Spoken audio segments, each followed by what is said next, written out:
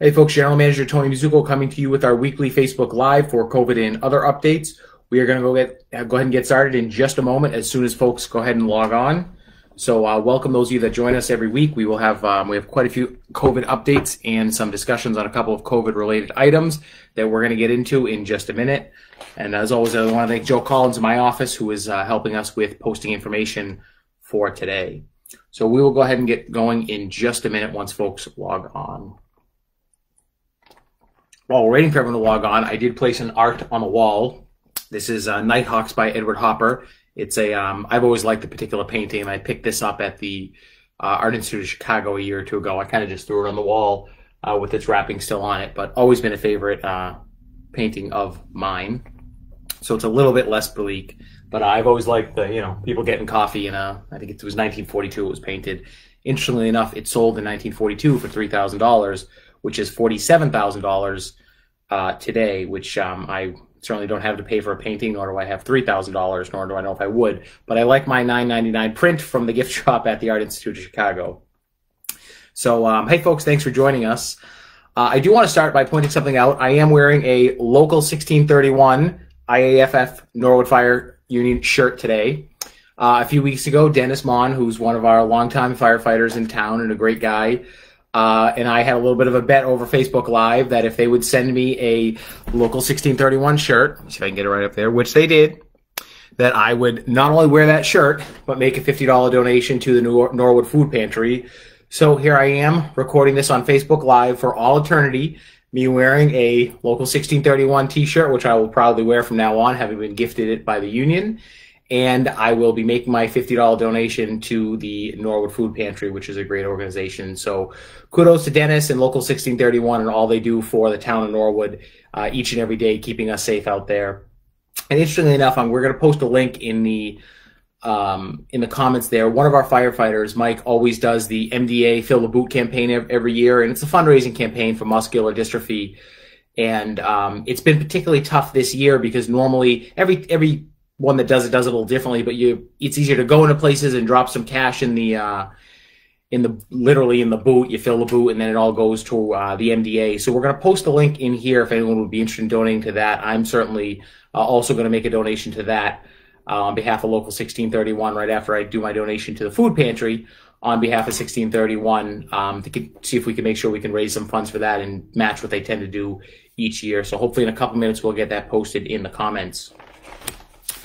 So we started off with a few light issues, but we're going to have to go into some of our COVID updates where, there it is, there's the fill a boot link. I encourage you, if you're able to go ahead and donate there if you can to help Mike reach his number for this year. He's been doing it for many years, and we certainly appreciate him and Local 1631 and Norwood Fire for all they do for us. So our COVID numbers, the topic we always start off with every week. We have both good news and bad news, and then we're going to have a little bit of a learning chance to talk about what's going on in Dedham, our neighbor next door, and what happened there and why they made some of the decisions they made and why it's important for us to watch what's going on in communities near us and make sure we don't make some of the same mistakes. So on the good news is while we're still in the yellow, so that's that moderate risk community, our numbers have actually come down from last week. We've had 22 cases in the last 14 days. Our rate is 5.2 per 100,000. Last week, we were at 6.6 per 100,000. So that's a good drop in the rate of positive cases per 100,000 residents. And as we say every week, we of course don't have 100,000 residents, but you have to do the math out to get the formula to work. Our percent positive this week is 1.6. Last week, it was 2.09. So again, another good number that at least for 1 week to the next, our numbers are getting a little bit better. There have been 1,550 tests in the last 2 weeks. And total to date in Norwood, there have been 11,108 tests. So overall, our numbers as compared to last week, they got better. It's that trend that we're always looking at. So are you getting worse? Are you getting better? And it's really, you need a month, maybe 5 or 6 weeks to really know where your trend is going. A good month is probably solid trend data if you're looking at it weekly to see where your numbers are going. So we started off green. We sort of went into yellow, went into high yellow. Now we're still in yellow, but we've dropped a little bit. We do not know what the next week will bring, of course. There was a little bit of a lag in testing as a result of the weekend. We think we've caught any tests from that, but there could be a bunch of tests that come out in 2 or 3 days as a result of people being away for the Labor Day weekend.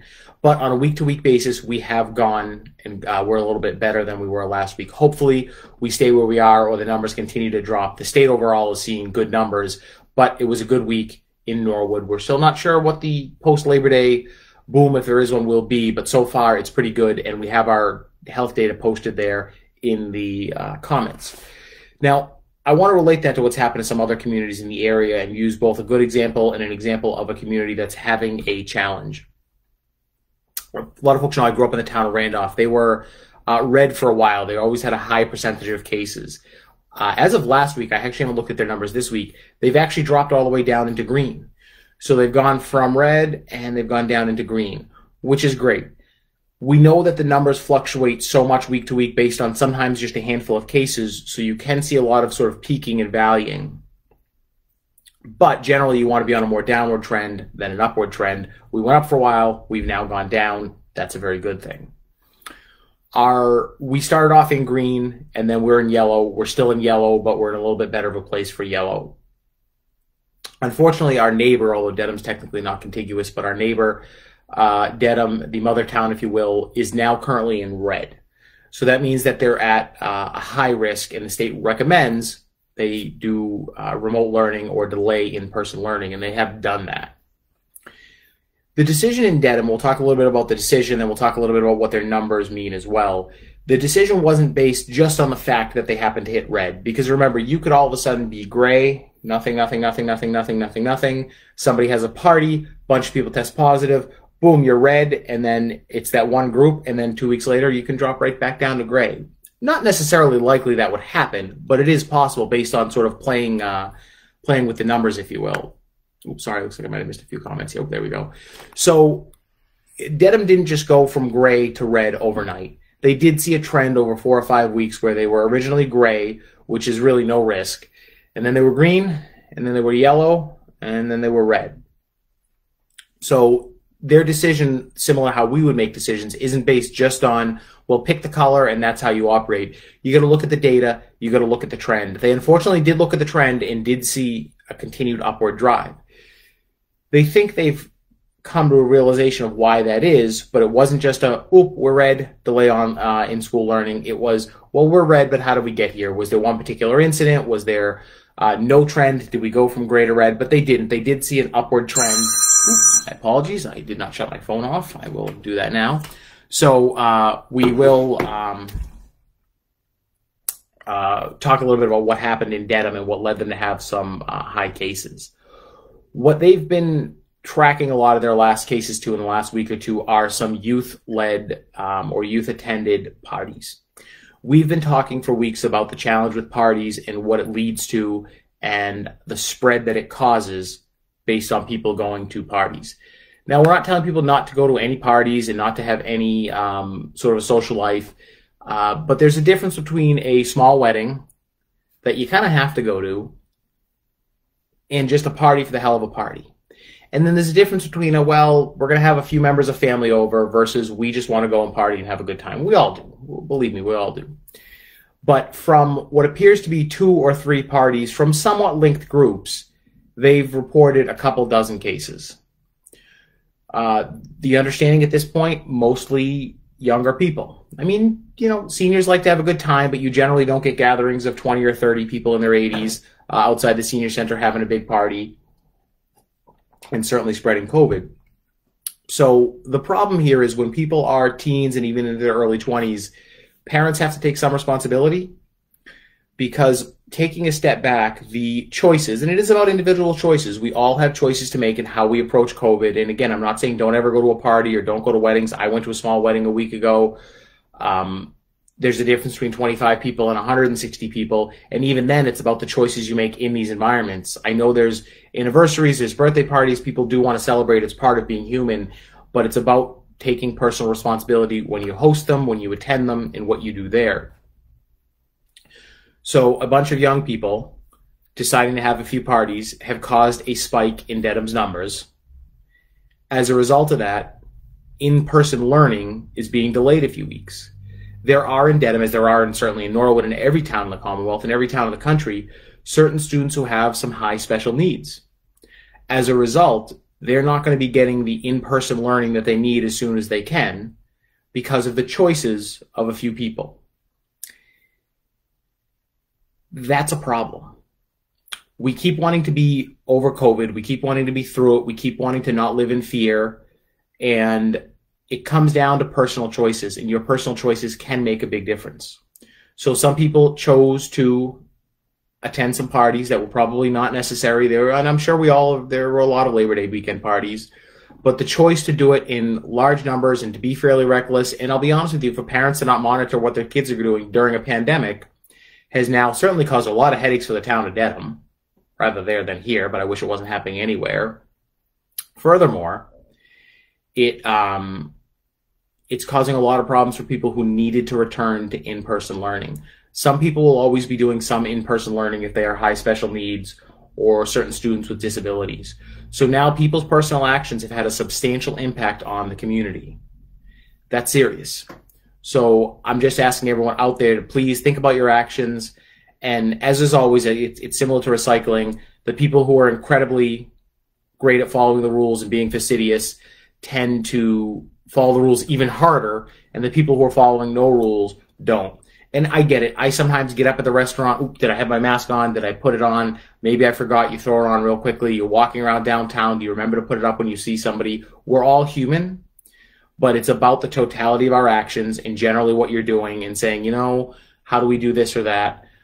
Find a way to do it in a socially distanced manner, or maybe say, gee, the big kegger I like to throw Labor Day weekend, even though Labor Day weekend has passed with, 40 or 50 people, maybe you should hold off until next year. You certainly shouldn't be doing it if it's underage, but maybe those are certain things you should hold off. My family every year usually does sort of a big family reunion down in Plymouth. Didn't do it this year. I have family that come up from out of state, and by the time they had done their quarantine, we didn't do it this year. Wise decision, protecting everyone's health and protecting the interests of the communities, protecting businesses' interests. We want people to be able to work and businesses to make money, and this all makes it harder based on our personal decisions. It was important to flatten the curve back in March and April. It's still important to continue doing it now so that we can resume as much of a normal life as possible. So your choices on the weekends impact everything else that's going on in the community, and they impact a lot of other people. And it's particularly damaging to those people who need to be in the classroom. I know one of the challenges that they had reported in Dedham, they've had a couple of meetings on it this week, is with contact tracing.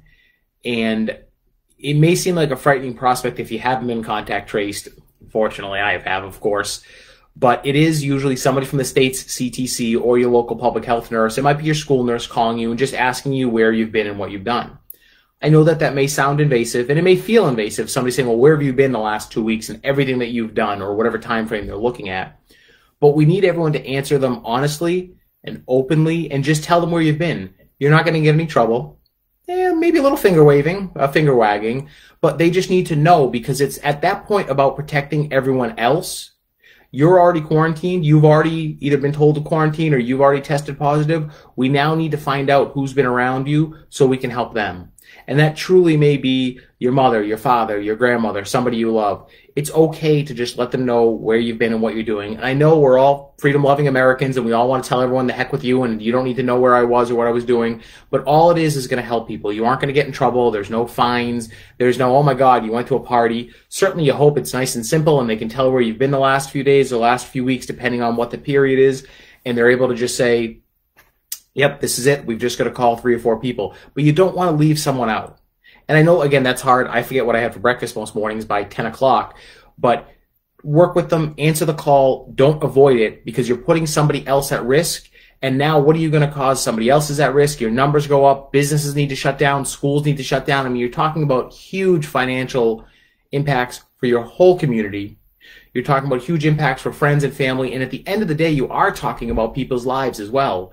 So if you get a call from a contact tracer, remember, they're never going to ask your social security number or ask you for any financial information. So if you ever get anything like that, it's certainly a scam. But just be sure to answer them and talk about, okay, Tuesday night I went out for a drink with Billy, and Monday night I was at this group for this thing, and then Sunday I was at work, and Saturday I had a small family party and there were 6 of us, and Friday I went to a wedding and here's what I did. It's just about letting them find out where the risk is, and the more they know, the more we can protect everyone.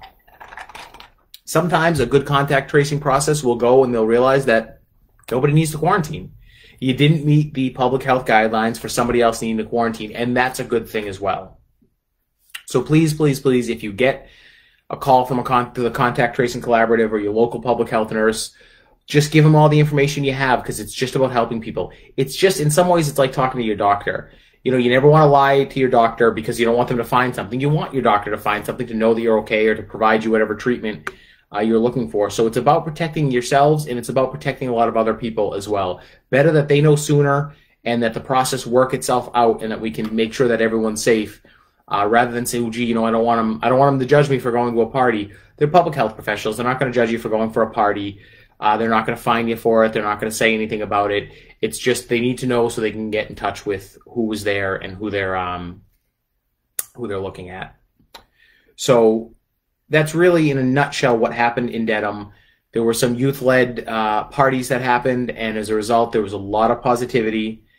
Sorry, not positivity in that way. There were a lot of positive cases, and it's now causing a lot of headaches for the community. So we'd like to avoid it. It again does come to personal responsibility. If you're feeling ill, you especially should not go out.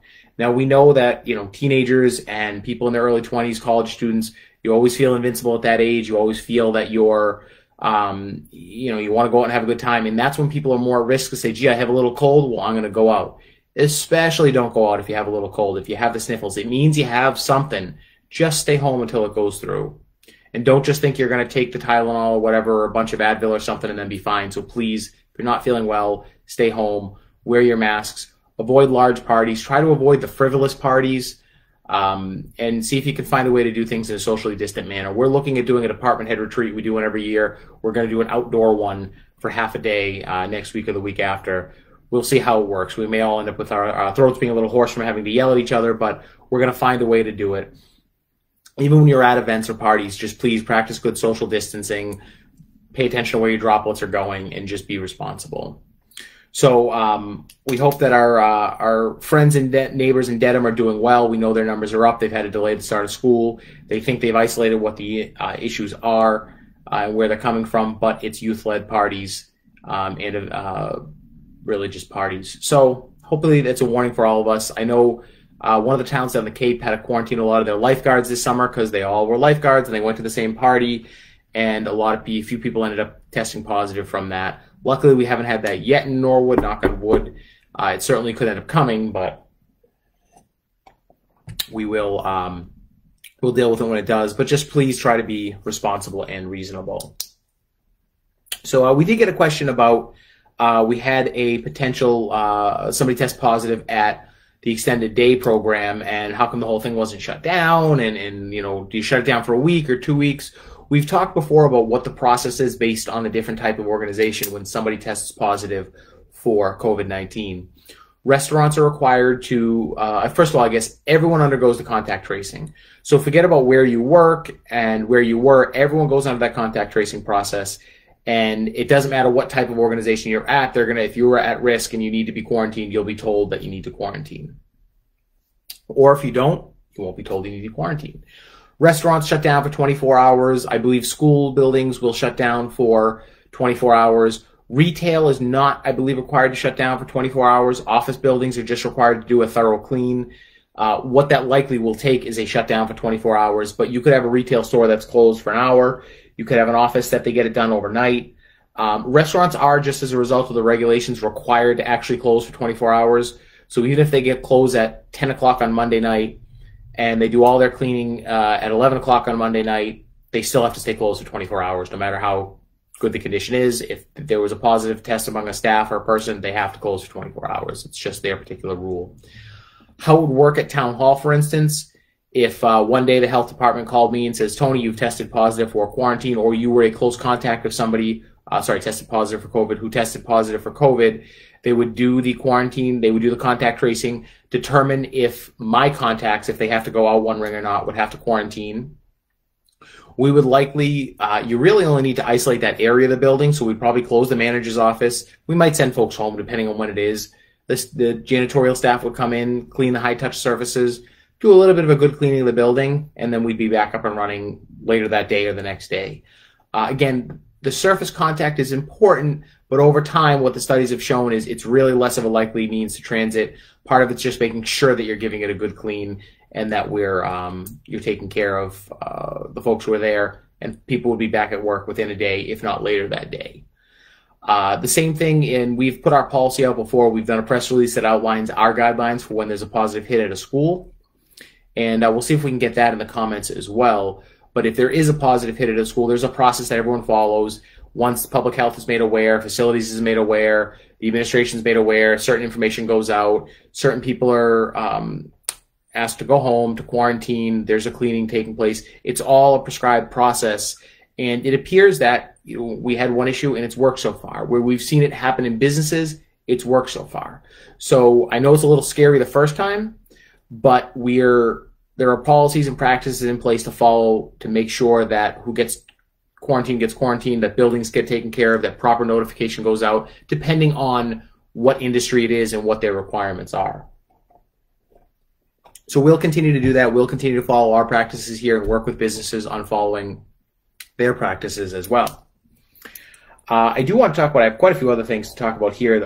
Moving on for some non-COVID related topics, so it always ties back into COVID. So if anyone has any questions about our numbers or the contact tracing process, what happens when somebody tests positive wherever it is, by all means, you can always email us at managers@norwoodma.gov or put them right there in the comments as well.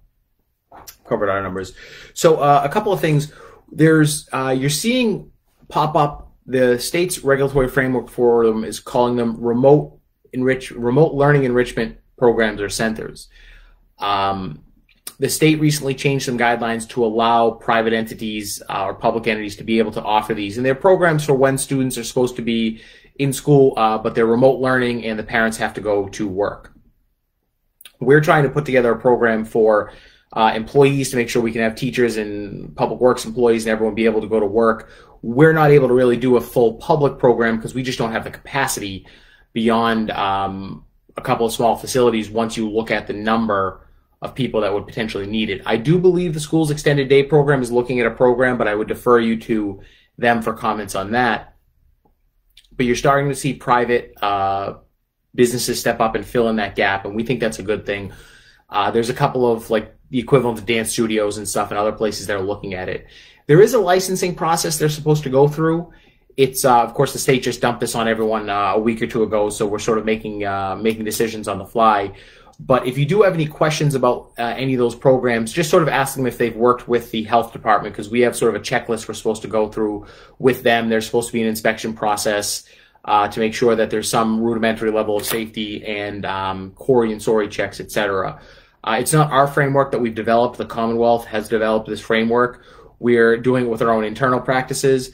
But if you do see any of them pop out there, they should reach out to the health department. We've appointed staff to work on the inspection piece, staff to work on the paperwork piece, and to help them through it. But you're going to want to make sure they go through that process just so there's some moderate level of safety with any of these programs available.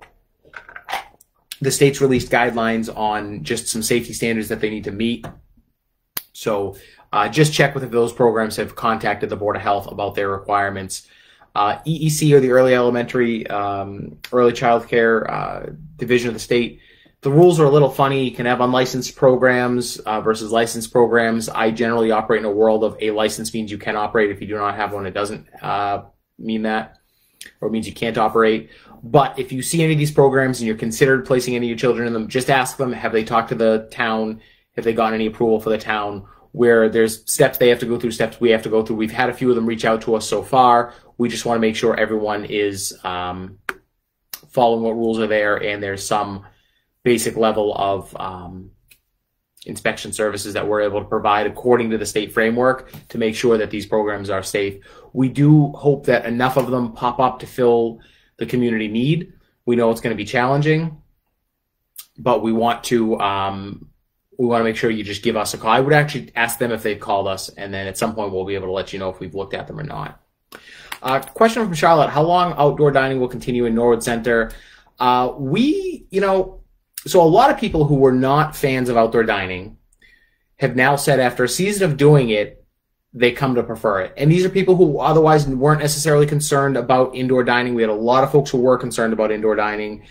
So I think the trend is now that even absent COVID, we kind of like the outdoor dining. We haven't set an end date. When the selectmen adopted their temporary regulations at the end of the earlier in the year, it was, I believe, through the end of the calendar year until such a time as they decide. My conversations with the chairman and other board members, there's no reason for the town to stop it other than when we get into snow season, we have some concerns about snow. It's really about how long can it work for the businesses and the customers. I always tell folks I'm a little bit of a weenie when it comes to the cold, which is funny considering I've lived in northern Maine where it's winter 14 months out of the year. But I've never been a big fan of the cold. I'm always that person who's perpetually cold when everyone else is hot. 75 degrees and I like a t-shirt and a sweatshirt on. I did recently buy a pair of flannel-lined jeans to see if they're warmer than regular jeans, to see if I can even tough it out a little bit warmer. But I start crying about the cold when it gets down to like 72. So that being said, it's really about, Charlotte, what do the public want? When are people going to keep going out there? I mean, there's a point of no return for businesses where they're not going to want to bother keeping the outdoor seating if there's no one out there. It won't really look good or have the same feel if there's just one funky table out there. But if the businesses want to keep it going, there's no end date that the town has set, and we'd be willing to work with everyone on what works for them. We do want to sort of come up with a season because we're starting to try to think down the road, a year, 2 years, 4 years. We want what we had this summer downtown, we want it to be every year like that, and we want it to grow. So setting a season is helpful because it lets the businesses pick a stable time. It lets the public know that this is a stable town. Thank you, Catherine. I appreciate Kathleen. I appreciate that you noticed the Ed Hopper print. It is Nighthawks, which is my favorite painting. After weeks of a blank canvas here, I decided I would put something up for folks to stare at other than just me. So I would reasonably see the outdoor dining probably ending sometime, maybe in November. There's no reason not to continue it. It really depends on how the weather's going to be into December. We know we can have nice weather in December, but sometimes we know it is cold and it gets cold and it gets windy and rainy. So it really depends on the winter. Comment from Joseph about outdoor dining should end with the overnight parking ban. So the challenge with overnight parking, I mean, we've had the overnight parking system we have for going back more than 50 years. It's not perfect. I think it starts in November. It's a catch-22 because I'll tell you, we start it with the overnight parking ban, and then if we have a mild winter, it's not heavy enforcement, but the snow comes, and then we have to do it. If we did get heavy snow, it would certainly end up being there. The other option is we might be able to go towards sort of a light model where, you take a restaurant, so like the Mug and Muffin has tables out front, and they have quite a few, and they're very busy. As it gets colder and colder, my guess is fewer people will do the outdoor dining, but it may be that they just want to put 2 tables out or 4 tables out, where it's just an option for a few people, and we would remove the barriers so we wouldn't have any snow removal options. That's a possibility as well, but it really depends on, how much usage it's going to get.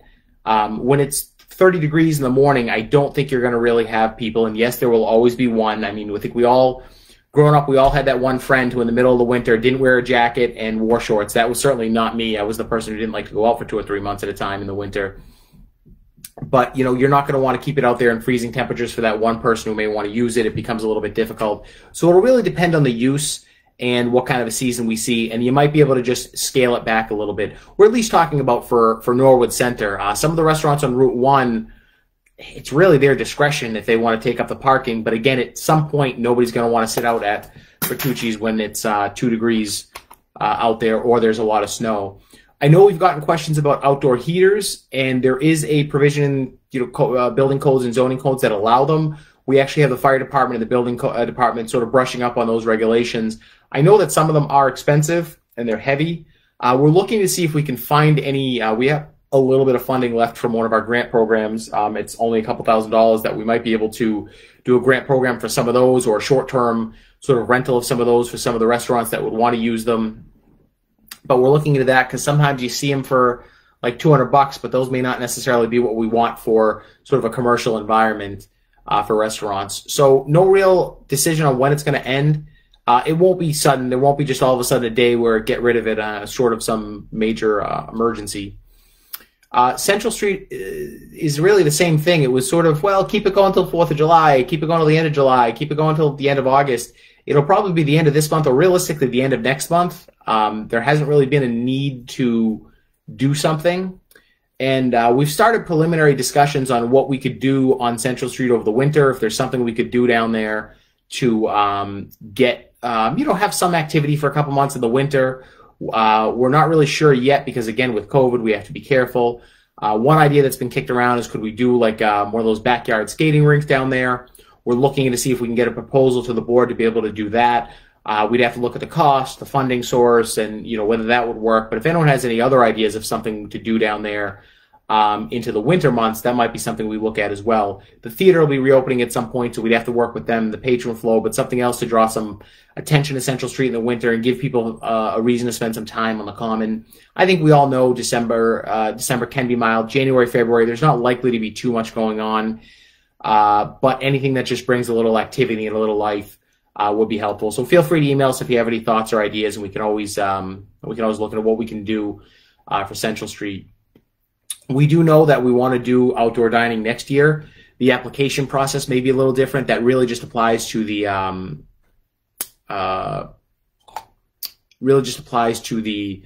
restaurants, but we may need to start that process earlier next year if the state doesn't give us the same flexibility to just grant it easily the way they did this year. Stores wanting to have a sidewalk sale while the weather is still nice. Is it possible to have some barricades from the town available? Who should they contact? It is. Shoot the DPW an email, and depending on what it is, we can look at how we go about the sidewalk sales and whether we would be able to provide some barriers or block some space off. We had envisioned that as we started talking about our restaurant regulations. There wasn't much of an interest at the time because everyone was sort of figuring things out. But just email the DPW and or you can also email managers@norwoodma.gov, and we'll run it through the process and just do the zoning check and do the check of what the DPW has available to help out. I think it's a great idea. Anything we can do that doesn't cause any disruption or much disruption to be able to help some of the businesses anywhere in town would be helpful. So just shoot us an email, Charlotte, and we'll work on it. You can also email Pat in the planning department because he's probably who I would end up giving it to figure out the answers to it anyway. But we'd certainly be willing to help with that any way that we can. As I said, we're looking forward already to next summer. We're hoping that the world is normal next summer or more normal or whatever the new normal is. We'd love to have even more outdoor dining in the center and elsewhere in town. Our parklets are hopefully going to be ready this season. There's been some delays because the state wanted us to rush through the process, but then said we also need to go through the procurement process.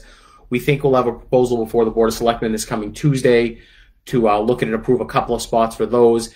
If not this year, then we'll be able to kick off next season with those parklets downtown. In the center, and I think 2 or 3 of them in South Norwood, which will help sort of extend the whole Washington Street corridor and make it a little bit more both pedestrian friendly and a place to come and to hang out.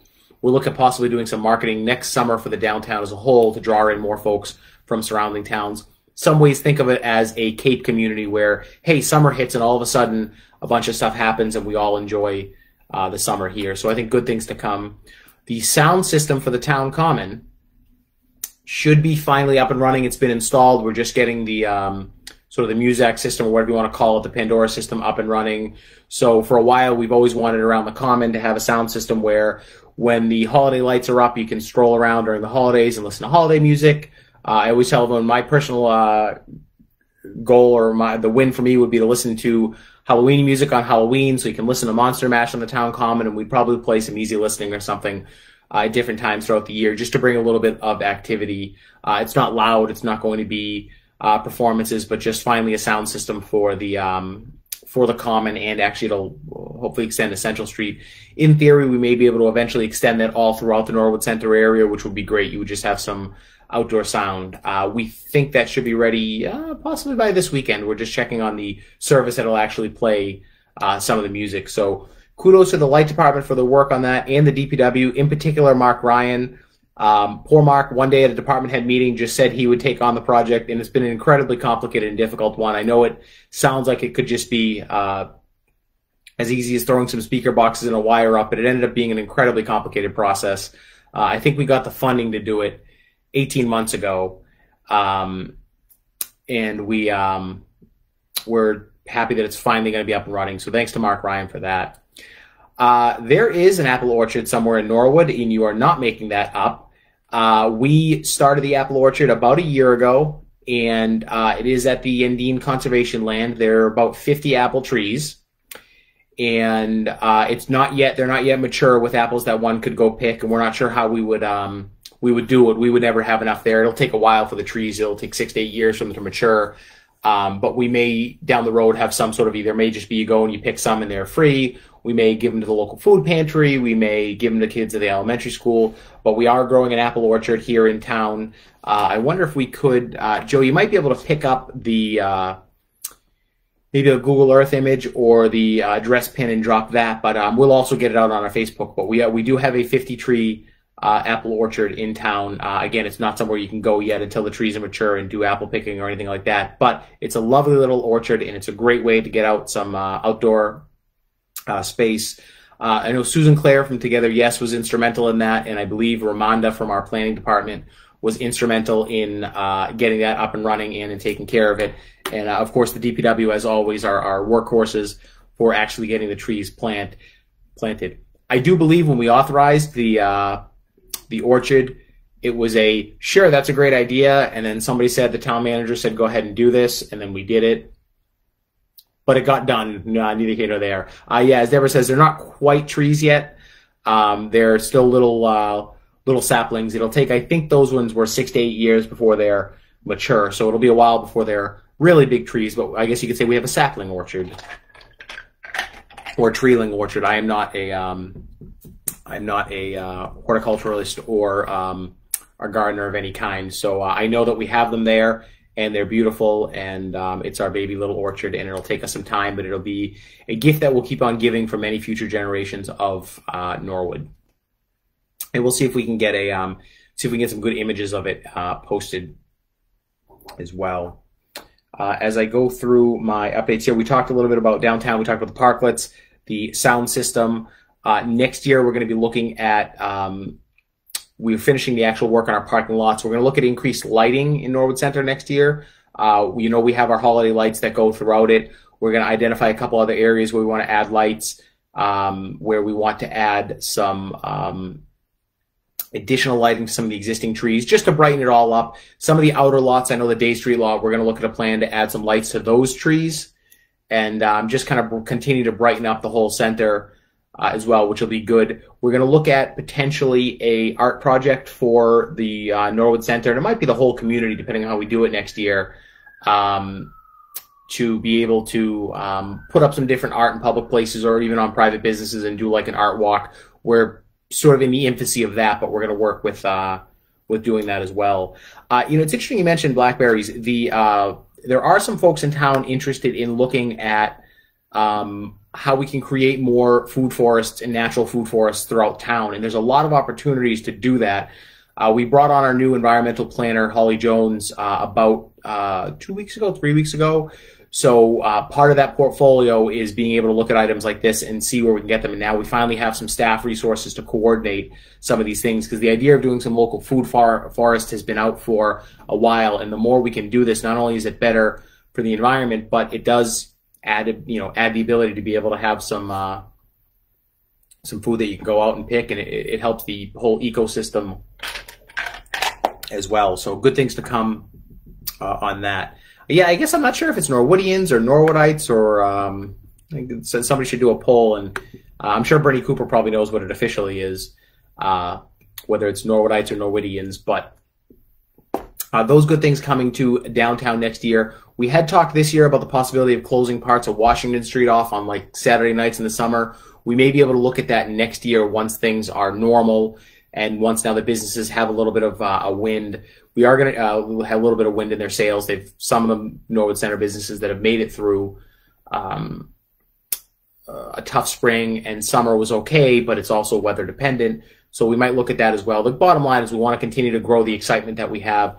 2020 has been a crap year overall, but I think if you look at it at Norwood Center has been a good year, and we hope for good things to come.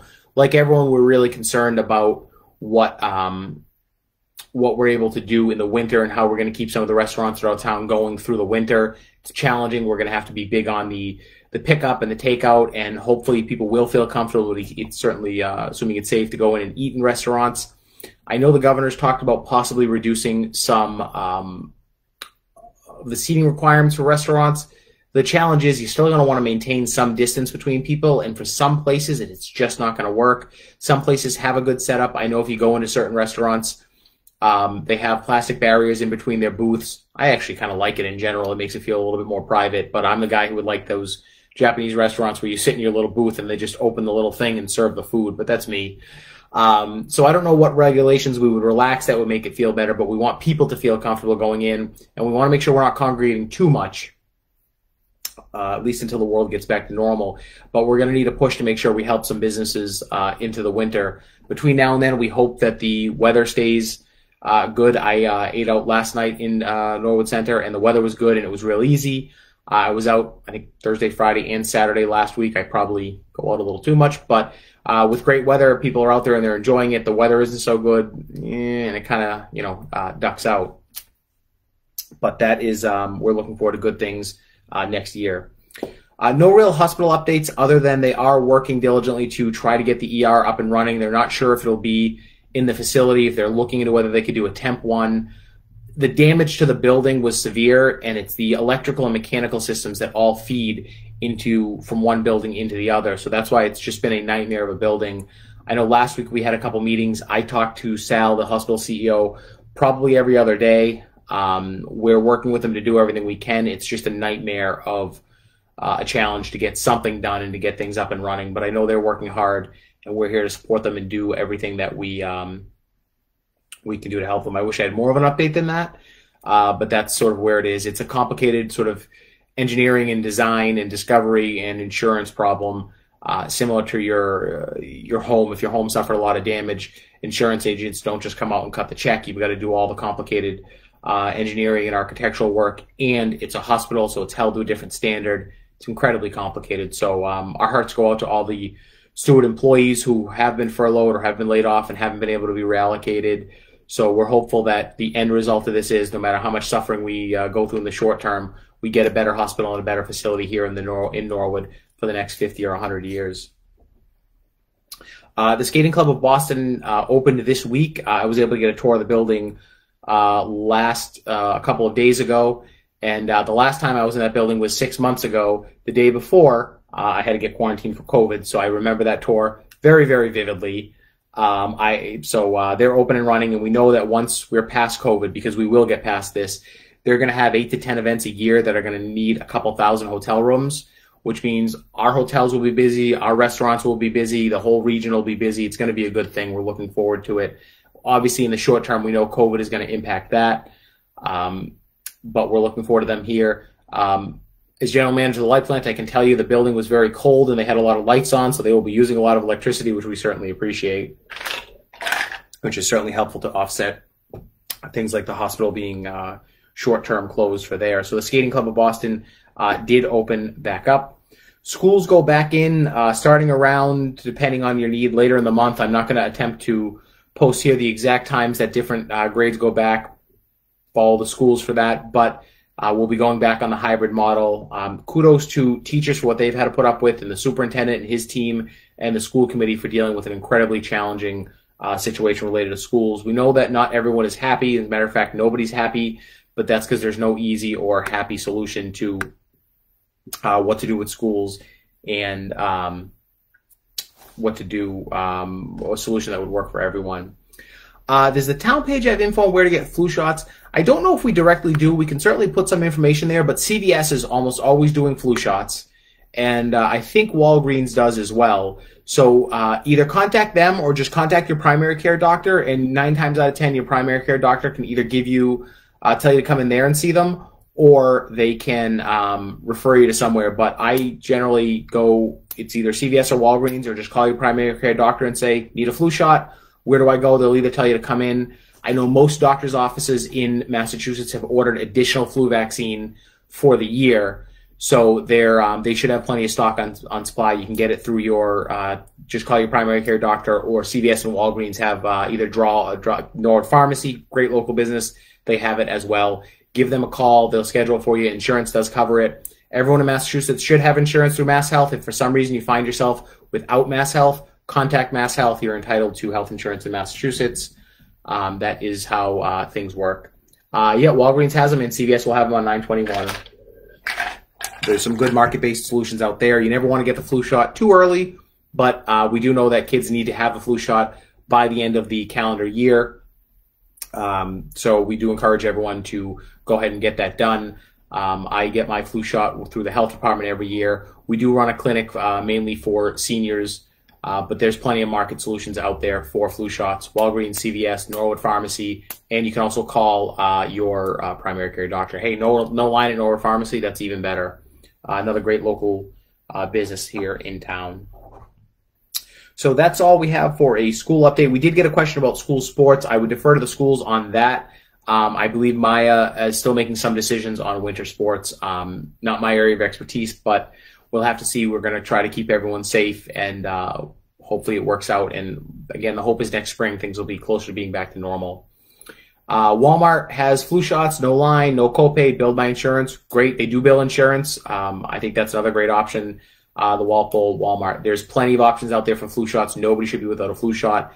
I saw the term today in a Boston Globe article. They were encouraging folks to get their flu shot so that they didn't have a twindemic this winter. Got to give them credit on that term. I don't know who came up with it, but twindemic. I thought that was kind of clever. I always encourage everyone to get the flu shots. Our health department has encouraged people to get the flu shots for years.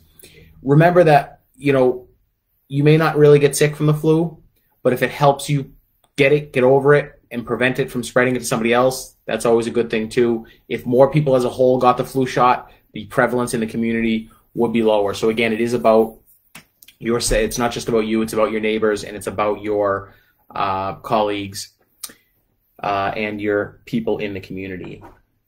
All right. I think I have, other than some closing remarks I wanted to make for the week, I have covered all of the topics I had here. In terms of food security, sorry, there was one other item. We're continuing to work with the Ecumenical Food Pantry. So we haven't necessarily seen the need yet to reestablish the Mustang Food Pantry, which is a good thing. We're providing them some wraparound resources. If you are suffering from food insecurity, or you know anyone who is, call our Citizen Information Center and talk to them. We do have resources available to help people.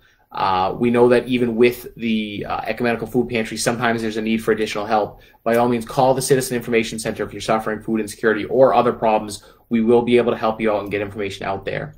We may be bringing back the weekly family school meal program in maybe October, November. We're not sure yet. We're working with food services on it to see if we can do it. We think we have the funding available. We think we can make it happen. We're just not sure with distribution and everything else and the schools being closed how we would do it, but we're looking to see if we can bring that back. The food pantry website we have right there. Contact them if you're looking to help or if you need help. You can also call the Citizen Information Center, and we have we do have the ability to help individuals. But I do want to remind everyone also we're looking at whether we can bring back the weekly family meal program. It was really well done when School Food Services did it last year. I think we were averaging around 400 families a week. So it was a really great program. We may bring that back for a month or two just to ease things into October, November. But again, no guarantees yet. We need to lay that out a few weeks ahead of time. They need to do the orders, and we need to figure out how the distribution will work because it's a little bit more complicated with the hybrid model.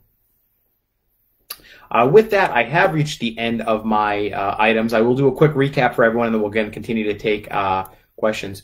Trick-or-treating. We have it on the agenda to discuss at our command team meeting next week what we're going to do. The short answer is no one's really sure. If you were going to do trick-or-treating, something like you're describing where, you sort of leave a bowl out and kind of stay behind your door and wear a mask. It's Halloween, wear a mask. Would be best, but we're going to try to get something out in the next week or two with what the health department's recommendation is for Halloween and how we do it. And it's tough because it's sort of how do you do Halloween in a safe and social distant manner? Everything you think about involves people doing something. So we'll think of something. It may be that you do sort of more trunk or treat type events. as a way to just sort of spread it out. The problem is, if you do more of them and now you've got 500 people going to an event, it's like, oh, that becomes a problem. But we are going to get something out next week once we have an idea of what we might, recommendations for Halloween. That's a great question, Michelle. I started talking about just a quick recap. I am wearing my local 1631 IAFF shirt today. A few weeks ago, I had made a bet with Dennis Mond, one of our great longtime firefighters, that if they sent me a 1631 shirt, I would wear it and I'd make a donation to the food pantry, which I will do. Today, $50 to the Norwood Food Pantry in local 1631's name, and I do appreciate the shirt. I will wear it now with pride, of course. And also the MDA Fill the Boot campaign. We encourage everyone. They're having a little trouble this year. They're doing a good job, but one of those many things that's changed with COVID. We talked about Dedham's numbers. Dedham has moved into the red. Dedham had some youth parties that led to a big increase in their numbers. So please be responsible. They looked at their trend and it was going up, and then they finally hit the red. So they decided to delay their opening in school. So parents, if you have teenage children or college-age children, please make sure they're being responsible. Please take some responsibility, because now younger children are being delayed the opportunity to go back to school and other problems as a result of it. So please, some personal responsibility. Just be responsible when you're out. If you do go to a gathering, just try to keep it limited. Try to practice some social distancing and try to be reasonable. That 50-person kegger in the one-bedroom apartment or whatever, please, let's not do that stuff until we're a little bit more through this, because it's having an impact on your neighbors. Dedham had some youth parties. As a result, a lot of people ended up not only getting quarantining, but testing positive, and it's caused a lot of challenges for them. We do not want to see that here. So please be responsible with those things. We're still in the yellow in Norwood. Our case numbers have dropped from this week to last week. We were at 6.6% last week. 6.6 cases per 100,000 last week. We're now at 5.2, so that's a good thing. Our percent positive last week was 2.09. We're at 1.6 this week. 1,550 total tests in the last 2 weeks. We've talked a little bit about downtown. Outdoor dining is going to continue. Central Street will continue until well into the fall, and we're already thinking about next year what we're going to be able to do. Updates on the flood grant program. We have started issuing funding for the flood grant program. Most of the Tier 1 applicants, so those were the lowest of the income applicants, have received notification or will within the next couple of days, and we're moving on to Tier 2 and 3. I know we did send the first group of checks out last week, so we're starting with the Tier 1 and then Tier 2 and then Tier 3. That reminds me, somebody had asked a question. The board had approved $500,000, and then we said it was only $410,000 because we were waiting on confirmation of an additional $90,000. We had pieced together a couple of different funding sources, and the board approved that. Our auditors wanted confirmation from the state on the final piece of funding, so we are waiting on that. We did get confirmation from them on the other sources of funding. I spoke with the Lieutenant Governor's office today, actually. It's with the administration and finance with the state right now, just confirming that additional $90,000 from an earmark. We're hopeful, of course, they will agree with our interpretation that it's subject and able to be used, but we're just waiting on that final confirmation of that. If for some reason we weren't able to, we'd be limited only to $410,000, which at a maximum grant of $5,000, if somebody wants to do the math, I think that's about 80. We did have about 140 or 50 total applications. However, there are some that weren't. Everyone's going to get a letter one way or another. Some of them didn't necessarily apply. Some of them were businesses that we asked to go ahead and apply. If we had funding left, it doesn't look like there's any funding coming from the legislature. But Kara, everyone will get a letter one way or another regarding the flood grant, but we're just about 90% of the way through the Tier 1 or lowest applicants. Matt, yeah, sorry, you did send us an email. I actually had meant to get back to you on email, but we figured we would do it here with the live. So we're definitely at $410,000. We're hopeful the state will come through with the remaining $90,000. If they disagree with our interpretation, we'll just continue to work with the Lieutenant Governor, who has been great throughout all this. But the Tier 1 applicants are largely, we have largely gone through, and there weren't too many in that middle tier, but there are certainly a number in the Tier 3 applicants. So we're working through the process. I appreciate everyone's patience in it. It's been usually programs like this you would sub out to somebody else, MAPC or SMOC or a group like that. We decided to do it in-house so that 100% of the revenue could go right back to residents who suffered damage. So If you haven't heard yet, you will hear. Every application, we have them all tracked. And again, we've started getting out checks. And what you'll first get is either, unfortunately, you may get a denial letter. And we're not just sort of, we're not like an insurance company where we say, oh, you didn't submit this, therefore you're denied. I mean, the staff, Bernie and Joe Collins and Monica Medeiros, the folks we've pulled these together, staff we pulled together to do it. I mean, they're going back and forth sometimes 8, 10, 12 times with people getting everything. So we don't just look at it and say, oh, you don't have this, you're denied. We go back and forth and back and forth. But there are some categories that people applied for. We told everyone to apply, and we're glad they did, but that we couldn't necessarily fund. So sometimes it was like landscaping damage we couldn't necessarily do. So some people may have gotten a denial saying, sorry, that it's just not consistent with the program. But everyone will get a letter one way or another. So you'll either get the unfortunate letter saying, hey, what you applied for didn't really qualify, or you'll get a letter from us saying you've been tentatively approved. We need just some tax information from you. And those letters are all signed by Bernie or I. So you'll see our names on it. And then you submit the information, and then we're able to go through accounting and get a check out. We have actually started cutting some checks to some folks. So it's been a long road and taken longer than we want, but we're committed to helping folks. And we're actually going to be presenting the capital plan in a week or two back to capital outlay. And we're going to move up a couple of the stormwater projects on the capital plan for some design and study work. And then we're going to be, Mark Ryan will be coming back to the board in the next couple of weeks recommending we look at sort of comprehensively how we can go about funding stormwater and stormwater improvements. So that's sort of here's the grant program, here's what we want to do about it long term, but we're going to keep working on it and keep delivering for folks. I covered Dedham's unfortunate practice. Again, the contact tracing, one other final reminder on that. If you get contacted by a contact tracer, it could be the state's CTC or it could be a local public health nurse or your school nurse. Please just give them all the information you can. They're not out to get anyone. There's no fines. They're not going to yell at you. It's just the more we know, the more we're able to get that out to folks. No new hospital updates other than they're continuing to work, and we're in regular communication with them. So some thoughts and prayers there needed that everything works out.